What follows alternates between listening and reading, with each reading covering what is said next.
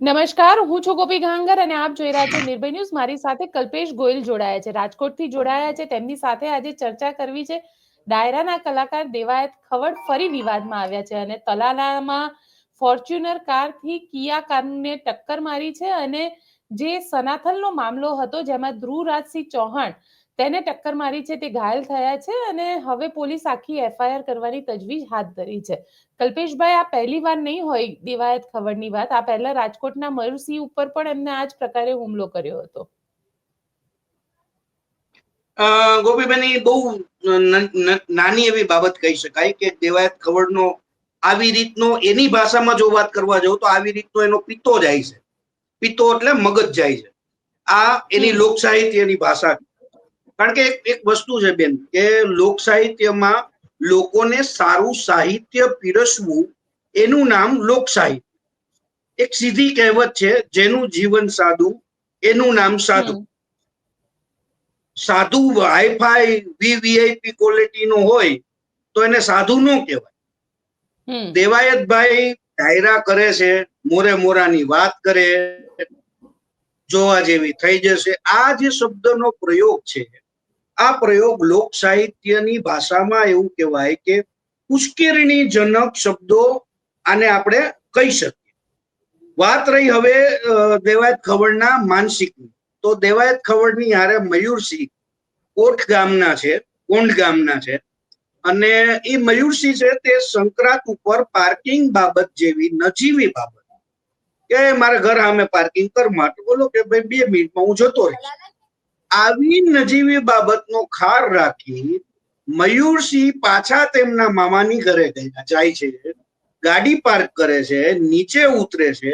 એટલી જ વારમાં દેવાયત ખવડ અને એમના મિત્રએ આવી અને આ જે મયુરસિંહ છે તેના બંને પગ આ જ પેટર્નથી આ જ રીતે ભાંગી નાખ્યા હતા. એટલે એવું કહેવાય કે દેવાયત ખવડની હારે જો તમારે દુશ્મનાવટ થાય છે તો તમારે પેલા વહેલા પગનો વીમો ઉતરાવી લેવો જોઈએ. કારણ કે આ દેવાયત ખવડની પેટર્ન થઈ ગઈ હોય એવું હું સ્પષ્ટ માની રહ્યો છું. કારણ કે મયુરસિંહની વાત કરી લ્યો, પછી આ જે ચૌહાણ છે, જે દશરથસિંહના દીકરા, આઈ થિંક તમે કીધું, એમના પણ એમને પગ ભાંગ્યા છે. તમે વિચાર કરજો કે મયુરસિંહના મોઢા ઉપર એક ખરોચ નથી, આ વ્યક્તિના મોઢા ઉપર ખરોચ છે, પણ એના પગ એવા ભાંગી નાખે કે 6 મહિના સુધી. હવે આ દીકરો છે 6 મહિના સુધી ઘરે બેઠા બેઠા એના મધર ફાધર છે તે તેને જમાડશે. તે પોતે પોતાનું કુદરતી જે કાર્ય રહ્યા એ પણ નહીં કરી શકે. એટલે જે સજા દેવી છે તે મારે ખૂબ આકરી દેવી છે, પણ એ કઈ રીતે દેવી? તો એની માટેનો સીધો હિસાબ છે પગ ભાંગી નાખો. પગ જ ન હોય તો શું કરશે?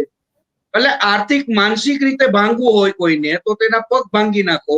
અને કહેવત પણ છે કે કોઈના પગ ભાંગી નાખો એટલે 6 મહિના લગી એનો ધંધો ગોટાળે ચડી જાય. તો આ દેવાયત ખવડની સિસ્ટમ માની લ્યો, એની પેટર્ન માની લ્યો. ગમે તે વ્યક્તિ જેને ક્રાઇમ કરવું છે તેની એક ક્રાઇમની પેટર્ન હોય છે ને હોય છે. સીધો દાખલો દઉં તો રાજકોટમાં સ્ટોન કિલર પકડાણો. સ્ટોન કિલરની પેટર્ન શું હતી? તો કે પથ્થર લઈને કોઈનું મોઢું છૂંદી નાખવું અને વિકૃતતા ભર્યો આનંદ લેવા. એટલે દેવાયત ખવડની પણ આ જ પેટર્ન હું માનું છું. કારણ કે દેવાયત ખવડ છે તેને કાચ ગાડીને નુકસાન કર્યું છે. આ વ્યક્તિના તમે જોઈ લ્યો, માથાના ભાગે નહીં, કઈ લોહી નીકળવું હોય કાંઈ નહીં, એના પગ ભાંગી નાખવાના. તમે આ બેન આખી પેટર્ન, આખી સિસ્ટમ એની જોઈ લો. ગમે તેની યારે વાત થશે, ગાળાગાળીથી વાત. એટલે જેને કહેવાય કે એક લોક સાહિત્ય, જે ચારણ ગઢવીના મોઢે સંભળાતી વાતો, પણ આ વાતોની હારે મને એવું લાગે છે કે ઉશ્કેરણીજનક લોક સાહિત્યની વાતો જો એ થતી તો આઈ થિંક આ દેવાયતભાઈ કરતા હશે. કારણ કે અત્યારે મારી ભગવતસિંહ ચૌહાણ જે છે તેમની સાથે વાત થઈ અને ભગવતસિંહ ચૌહાણ એવું સ્પષ્ટ માની રહ્યા છે કે દેવાયત ખવડ દ્વારા એમની રેકી કરવામાં આવી રહી હતી. એ ધ્રુવરાજસિંહ ચૌહાણ જે છે કઈ જગ્યાએ જઈ રહ્યા છે, આ દરેક વસ્તુની રેકી કરી અને એમના ઉપર હુમલો કરવામાં આવ્યો છે. 100% બેન, આ દેવાયત ખવડની માનસિકતા કયો અથવા તો તે જે દુશ્મન જેને બનાવે છે એની ગાંઠ મારી લે છે. આ સૌરાષ્ટ્ર અને કાઠિયાવાડની પેટર્ન કયો કે સિસ્ટમ કયો, દુશ્મન બનાવો એટલે વર્ષો સુધી સામાન્ય એવી ચૂંટણીમાં નાની એવી માથાકૂટ થઈ હોય તો 10 વર્ષે પણ એનો બદલો લેવાની સિસ્ટમ આજની તારીખે સૌરાષ્ટ્રમાં હજી ક્યાંક ક્યાંક જોવા મળે છે. પરંતુ દેવાયત ખવડ હવે એક કલાકાર છે. હવે એની ગામમાં માન સન્માન છે. 500, 1000, 2000, 5000, 10,000 લોકો તેને સાંભળે છે. કાંઈક એની પાસેથી શીખવું છે, કાંઈક નવું જાણવું છે. પરંતુ આ લુખાગીરી અને ગુંડાગીરી શીખવી છે, જાણવી છે, અથવા તો ઈ વર્ગ જો એમના જે સાહિત્ય પીરસે છે ત્યારે એવો વર્ગ એમની પડખે આવતો હોય છે. પરંતુ કોઈ સાહિત્યકારની એવી કહેવત હોય છે કે સાહિત્યકાર છે તે જ્યારે ગમે તે વ્યક્તિ દુશ્મન હોય કે ગમે તેવો હોય, પરંતુ એ સાહિત્યની ભાષા સાંભળે છે તો તેનું જીવન પરિવર્તન થઈ જાય. પરંતુ અહીંયા જીવન ગોટાળે ચડાવવાનું કામ આ દેવાયતભાઈના દરેક સ્ટેટમેન્ટ ઉપર દરેક વખતે નવી વાત તમને મળશે. મોરે મોરાની વાત હોય, પછી ગોબા ઉપાડવાની વાત હોય, તો આવી બધી જે વાતો રહી એ દેવાયતભાઈ પાસેથી સીધી એના જે ડાયરા હોય છે એમાં સાંભળવા મળે છે. અને એ જ વસ્તુ પાછી વાયરલ પણ એટલી થાય છે, માણસો રીલ બનાવે છે. ઇવન આ જ ભાષા ક્યાંક તો નેતાઓ પણ બોલવા માંડે. જેમ કે ગોપાલ ઇટાલિયાની વાત કરી તો મોરે મોરાની વાત થઈ જાય, એવી જ રીતે ભાજપની વાત કર્યું કે કોંગ્રેસની વાત કરી, બધા જ આ જે વાત રહે ગોબા ઉપાડવા, એટલે ગોબા ઉપાડવા એટલે શું? એટલે આ જે આખું સાહિત્ય છે, સાહિત્યનું આખું ટ્રેક ચેન્જ થઈ ગયું. દુશ્મનીનો ટ્રેક ચેન્જ થઈ ગયો છે. દુશ્મની અત્યારે એવી છે, દેવાયત ખવડને જેમ તમે એમ કીધું રેકી કરે છે, રેકી કર્યા પછી સુમસાન જગ્યા જોઈ હશે, સુમસાન જગ્યા જોઈ પછી ગાડી માથે નાખી હશે, માણસોએ જે વ્યક્તિ ભોગ બનનાર છે તેને બ્રેક મારીને ઉતરો હશે, વાત કરી હશે અને સામસામી ઝપાઝપી થઈ છે. અને બીજી વસ્તુ, આ જે વ્યક્તિ જેની રેકી કરી હશે એમાં પણ હું 100% માનું છું કે 1 થી 2 જણા જ હશે કે એને સીધી રીતે ટાર્ગેટ કરી શકાય, તેને કેવી રીતે આપણે ટાર્ગેટના ઘેરામાં લઈ આવશું, એને કેવી રીતે મારશું, આ પણ પ્લાનિંગ કરવામાં આવ્યું જ હશે. અને એટલે ક્યાં સોમનાથ, તાલાળા, અમદાવાદ, તમે વિચાર તો કરો કે કોઈ માણસ, મારે અત્યારે અમદાવાદ નીકળવું છે તો મારા ઘરમાં ખબર છે અથવા મારા મિત્રને ખબર છે, પણ કોઈ ભૂલતો હોય છે તો મારી રેકી થશે, તો મને ચોટીલા કોર્ડન કરશે અને મારી ઉપર હુમલો કરશે. આ સીધી પેટર્ન છે બેન. આમાં મને એવું લાગે છે કે રેકી 100% કરી હશે. રેકી કર્યા વગર કોણ માણસ ક્યાં જાય છે, ગોપી ગાંગર ક્યાં જાય છે, મને થોડી ખબર છે.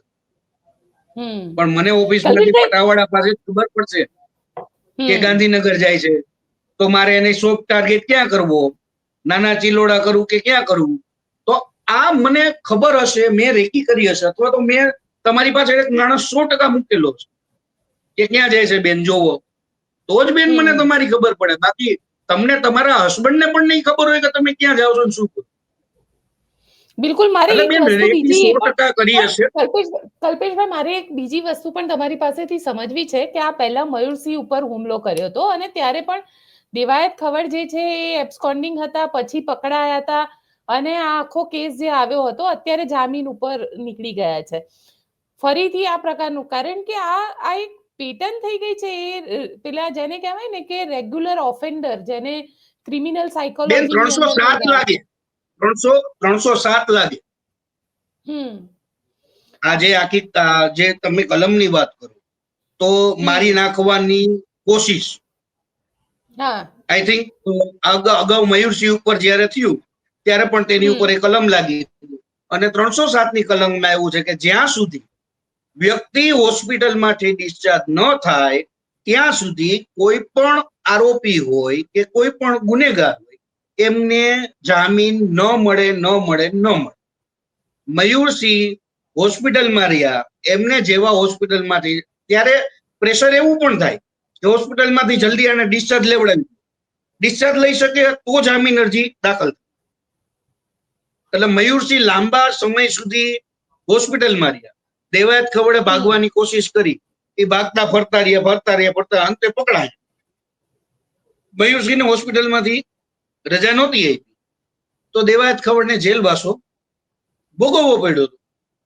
જેવા મયુરસિંહને હોસ્પિટલમાંથી ડિસ્ચાર્જ આપ્યા, સ્વસ્થ થઈને ઘરે આવ્યા, વોકર લઈને ચાલતા થયા, એટલે તરત દેવાયત ખવડને શરતી જામીન મળ્યા. હવે આજ પરિસ્થિતિ દશરથસિંહના દીકરાની સાથે હવે થશે એવું કે આમને હોસ્પિટલમાં દાખલ કર્યા. હવે હોસ્પિટલની અંદર એમની જ્યાં સુધી ટ્રીટમેન્ટ ચાલશે ત્યાં સુધી દેવાયતભાઈ ભાગતા પડશે. હવે એક પણ ડાયરા નહીં થાય, કારણ કે હવે ડાયરાની સિઝન પૂરી થઈ ગઈ, કારણ કે વરસાદ ચાલુ. હવે નોરતાની સીધી વાત આવશે, નોરતા ઉપર હવે સીધું બધી જમાવટ શરૂ થાય. એટલે દેવાયતભાઈ પાસે ફરવાનો ટાઈમ છે, બહાર ભાગવાનો ટાઈમ છે. એટલે આ બે વસ્તુ છે. અને ત્રીજી વસ્તુ, હોસ્પિટલમાં પ્રેશર કરાવશે, હવે સમાધાનની વાતો કરાવશે, કેસ પાછો ખેંચવાની વાત કરાવશે, સામ દામ દંડ ભેદની નીતિ, તમામ નીતિ હવે અપનાવવામાં આવશે. અને અંતે તમને લખીને દઉં કે જેવા ભાઈ હોસ્પિટલમાં બહાર મૂકશે એટલે દેવાયતભાઈ સામેથી હાજર થશે ને એના જામીન મંજૂર થશે. એટલે આ એક પેટર્ન થઈ ગઈ છે આમ જો ચાલતો રહેશે. પણ તું પેટર્ન છે એ દેવાયત ખવડની હવે ખબર પડી કે કોઈના પગ ભાંગ્યા હોય, કોઈ સાહિત્યકારે એ દેવાયત ખવડે મંગાવ્યા હોય, એવું હવે ક્યાંક લોક મુખે ચર્ચાઈ રહ્યું છે. બિલકુલ કલ્પેશભાઈ, આપ અમારી સાથે જોડાયા તેના માટે આપનો ખૂબ ખૂબ આભાર. તો આપ શું માનો છો દેવાયત ખવડના હુમલાને લઈને? કારણ કે હવે જે ફરિયાદ છે, ફરિયાદ પણ થઈ રહી છે અને જે ધ્રુવરાજસિંહ ચૌહાણ છે એના ઉપર હુમલો કરવામાં આવ્યો છે. અત્યારે જુનાગઢની હોસ્પિટલની અંદર છે અને તેમની ટ્રીટમેન્ટ ચાલી રહી છે. તેમને અમદાવાદ પણ શિફ્ટ કરાવવામાં આવશે, તે પ્રકારનું ભગવતસિંહજી ચૌહાણ જે છે તેમના દ્વારા કહેવામાં આવી રહ્યું છે. પરંતુ આ સનાથલની જે જૂની 6 મહિના જૂની જે બબાલ છે એ બબાલ ફરીથી હવે એકવાર ક્યાંક ને ક્યાંક આની અંદર કહી શકાય કે બદલો લેવાની ભાવનાથી આ હુમલો કરાયો હોય તેવું અત્યારે કહેવામાં આવી રહ્યું છે. આપ શું માનો છો? કોમેન્ટ બોક્સમાં ચોક્કસથી લખજો અને અમારી ચેનલ નિર્ભય ન્યૂઝને લાઇક, શેર અને સબસ્ક્રાઇબ કરવાનું ભૂલશો નહીં. આભાર.